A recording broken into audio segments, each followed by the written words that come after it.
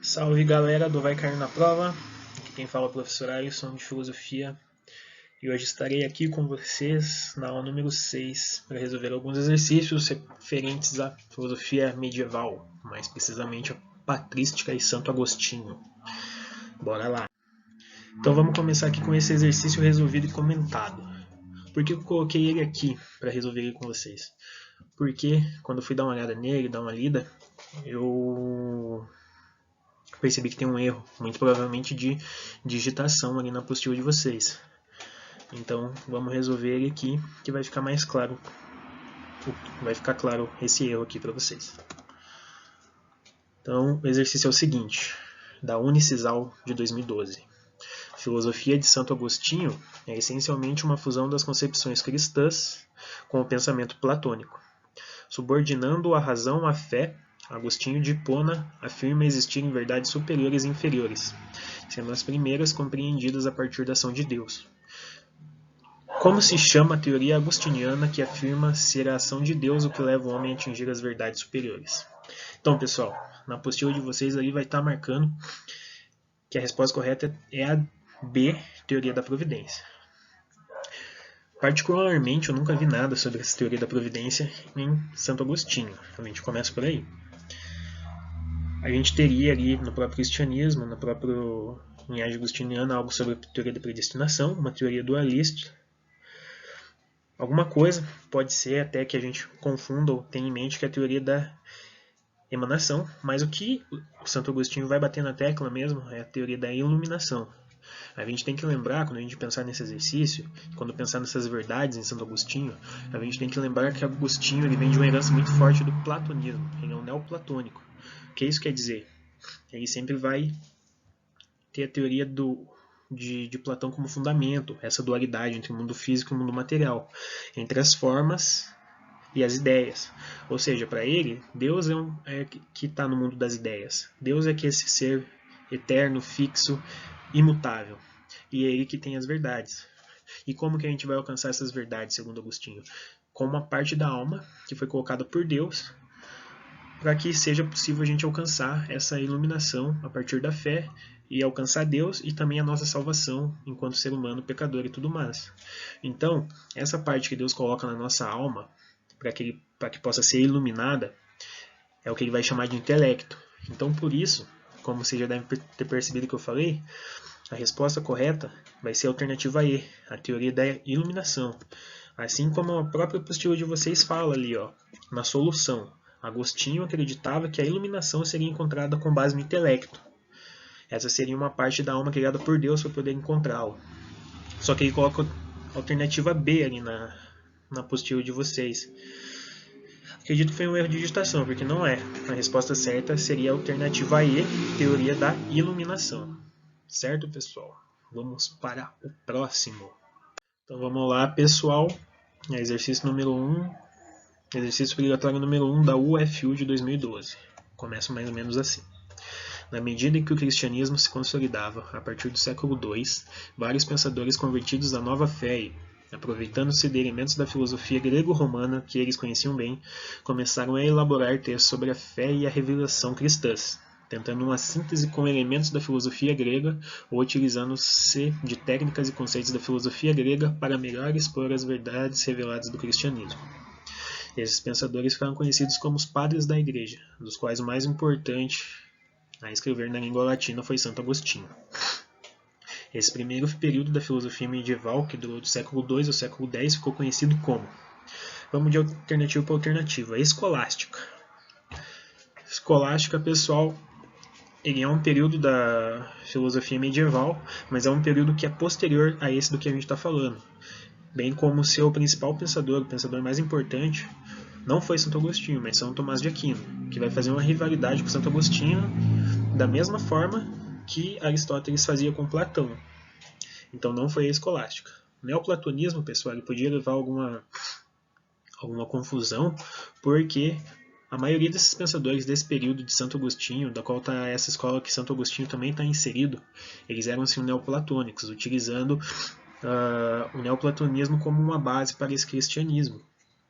Porque o platonismo, de certa forma, ele possibilita com essa assim como o próprio Santo Agostinho utiliza, fazendo essa dualidade que Platão coloca entre o mundo da forma e das ideias, como o mundo espiritual e o mundo terreno, ou o mundo onde estaria Deus e a sua perfeição, a sua infinitude, a sua imutabilidade, e o mundo falho, o mundo onde está o pecado. Mas também não é isso, não é o neoplatonismo. Justamente porque o neoplatonismo ele está mais presente ali nas escolas de filosofia helenísticas, um pouco antes do século I antes de Cristo, ou século II, ali, como está falando a questão. Antiguidade tardia, pessoal, não é também porque a Antiguidade tardia é um período histórico que ele vai ser antes do começo da Idade Média. Então você pode ser a alternativa D, a patrística, porque é justamente daí que sai Santo Agostinho. Santo Agostinho ele era um patrístico que utilizava sobretudo Platão e a retórica dos filósofos gregos para validar a sua crença cristã, certo? Exercício obrigatório número 2 da UFU de 2011. Segundo o texto abaixo, de Agostinho de Hipona, Deus cria todas as coisas a partir de modelos imutáveis e eternos, que são as ideias divinas. Essas ideias ou razões seminais, como também são chamadas, não existem em um mundo à parte, independente de Deus, mas existem na própria mente do Criador. A mesma sabedoria divina por quem foram criadas todas as coisas, conhecia aquelas primeiras, divinas, imutáveis e eternas razões de todas as coisas, antes de serem criadas. Então a pergunta propriamente dita é, considerando as informações acima, é correto afirmar que se pode perceber. O que a gente percebe com esse fragmento do texto de Agostinho? A gente percebe que Agostinho modifica certas ideias do cristianismo a fim de que seja concordante com a filosofia de Platão, para ele que ele considerava a verdadeira? Não, né, pessoal? O que a gente vê é o contrário. O que Agostinho faz, ele pega os conceitos platônicos e modifica eles, dá nova roupagem a esses conceitos platônicos, para que ele consiga explicar de uma forma racional a fé e a teoria cristã. E essa que é a grande característica dos filósofos patrísticos. Então essa resposta não é verdadeira. Uma crítica radical à filosofia platônica, pois esta é contraditória com a fé cristã.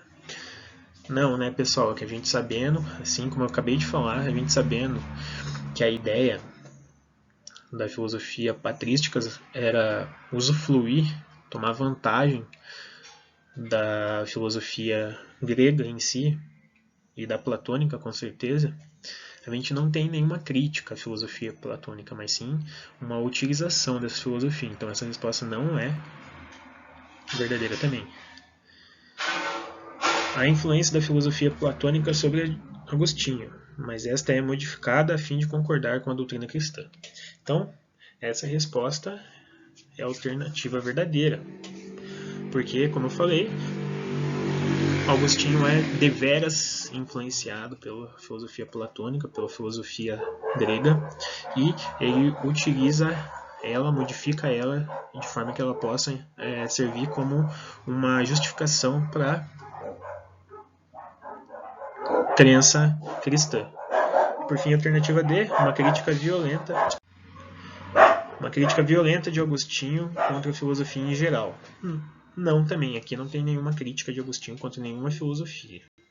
Mas sim, ele está falando dessa característica de que Deus ele está junto, ele conhece e ele tem em sua posse as verdades eternas, as verdades divinas, imutáveis e tudo mais. Então, a alternativa correta é a alternativa C. Vamos para o próximo, exercício obrigatório número 3 da UEG de 2013. A casa de Deus, que queremos ser uma, está, pois, dividida em 3. Uns oram, outros combatem, e outros, enfim, trabalham. A sociedade do período medieval possuía como uma de suas características a estrutura social, extremamente rígida e segmentada. A sociedade dos homens era um reflexo da sociedade divina. Essa estrutura é uma herança da filosofia. Então vamos lá, pessoal. Filosofia patrística de Santo Agostinho, é disso que a gente está falando, né? Filosofia escolástica de Abelardo. A gente não viu essa questão da filosofia escolástica de Abelardo. Então, possivelmente não é essa, né? Dialética de Hegel, a gente também não viu nada sobre Hegel. É um filósofo moderno. Ele vai estar ali depois de Descartes, depois de Kant, no século 17, 18. Então também não é Hegel. Aqui a gente está falando de filosofia medieval, pessoal. Racionalista de Platão. Pessoal, a gente vai ver aqui uma afinidade muito grande com a estrutura da sociedade que Platão coloca lá na República, né? As três almas, as três classes de homem, as almas de ouro, as almas de prata e as de bronze, as almas de ouro que seriam reis filósofos, que eles que governariam, que cuidariam da política e da liderança da sociedade, as almas de prata, que assim como essas aqui que combateriam, que seriam soldados, cuidariam da proteção, teriam força física, e as almas de bronze, que seriam os trabalhadores, artesãos, comerciantes, agricultores. Então a gente tem uma semelhança muito grande, de novo, assim como na questão anterior, que a gente poderia fazer uma confusão ali com Platão, com o racionalismo de Platão ou com os neoplatônicos e a patrística em si, aqui a gente tem que tomar cuidado porque a patrística que ela vai ter essa característica de fazer essa mudança na filosofia de Platão, nos conceitos platônicos, para dar uma dose divina, uma dose religiosa. Então, se fosse um reflexo da teoria racionalista de Platão, em vez de serem uns órgãos, outros combatem, outros trabalham, seriam uns lideram, uns pensam, uns articulam, os filósofos e outros combatem, outros trabalham. Mas não.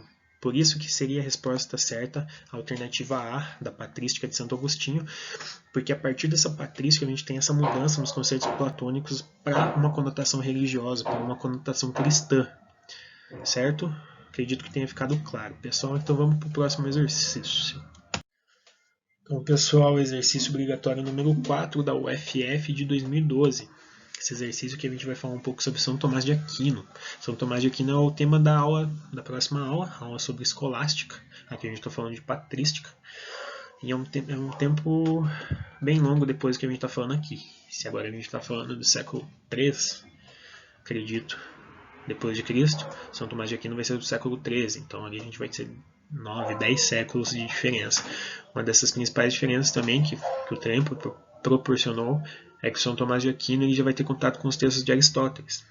Então a gente começa a entender porque eu falei para vocês que ele faz uma espécie de uma rivalidade filosófica com o Santo Agostinho, porque se o Santo Agostinho tinha como base, fundamento suas ideias os textos de Platão, São Tomás de Aquino tinha como base os textos de Aristóteles, porque ele teve contato com esses textos a partir dos árabes, porque esses textos na época da patrística, na época de Santo Agostinho, eles estavam perdidos. E a partir desse contato com os árabes que a Europa teve, eles conseguiram retraduzir esses textos do árabe para uma língua europeia, de forma que eles fossem acessíveis novamente para eles.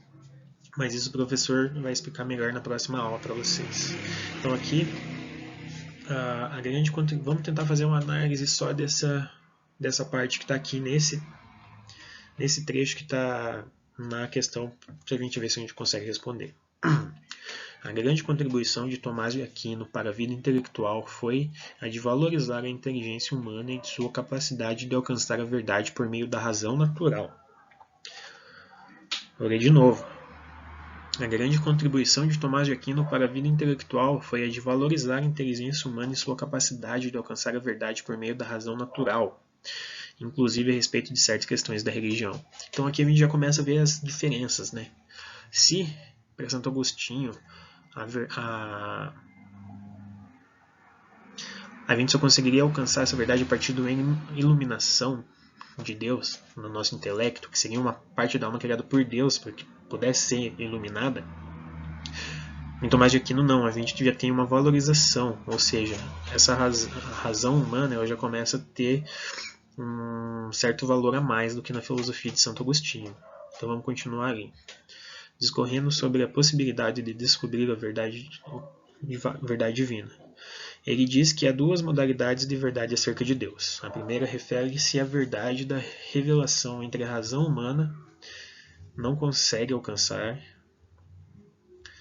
Por exemplo, entender como é possível Deus ser uno e trino.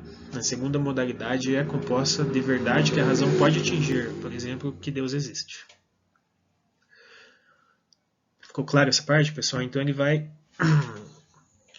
vai diferenciar a razão humana entre duas. Uma razão ali que funcionaria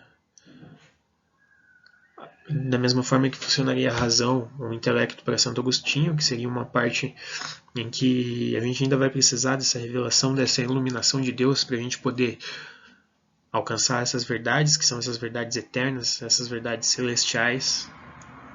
E uma segunda que seriam alcançadas com a nossa razão normal, a nossa razão humana, que seriam mais umas verdades que poderiam ser inferidas logicamente, certo? Então, a partir dessa citação, indique a afirmativa que melhor expressa o pensamento de Tomás de Aquino. A fé é o único meio do ser humano chegar à verdade. Pessoal, isso não é correto. Porque, assim, como a gente já viu, existem dois tipos de verdade. Então, o ser humano consegue chegar a uma verdade somente com a razão, sem fé. O ser humano só alcança o conhecimento graças à revelação da verdade que Deus lhe concede. Não também. A gente, como eu já falei antes, a mesma coisa se aplica. A gente tem verdades que a gente consegue alcançar sem a revelação de Deus. Existem verdades que a gente só consegue alcançar a partir da revelação de Deus, mas isso não é para todas as verdades. Então, essa resposta não é verdadeira, não é correta, porque ela fala aqui, ó, só alcança. Só alcança. Isso não é verdade. Ele alcança algumas verdades sem a revelação. Mesmo limitada, a razão humana é capaz de alcançar certas verdades por seus meios naturais. Exatamente isso que está falando esse texto aqui. Aqui vou ler de novo. A primeira refere-se à verdade da revelação. A segunda modalidade é composta por verdades que a razão pode atingir sozinha, só a razão. Então, correto. Resposta C é verdadeira. Só continuando, a filosofia é capaz de alcançar todas as verdades acerca de Deus. Não, porque existem ali a primeira verdade, que é só a partir de revelação. Deus é um ser absolutamente misterioso, negativo. Ele pode ser conhecido tanto apenas pela razão, tanto com a razão e pela fé. Ou seja, estupidamente errada essa alternativa aí. Certo, pessoal? Então, esse exercício, acredito que vocês conseguiriam resolver ele mesmo sem terem estudado São Tomás de Aquino, porque ele faz referência também a essa relação entre essa diferença que existe entre São Tomás de Aquino e Santo Agostinho. Então é isso, pessoal. Ficaram os exercícios complementares. Espero que vocês resolvam todos eles. E se tiverem dúvidas, sábado vai ter o plantão de monitoria, mas vocês podem mandar e-mail, perguntar para os professores aí, que a gente está sempre à disposição de vocês. Pessoal, bons estudos, boas semanas. Até a próxima.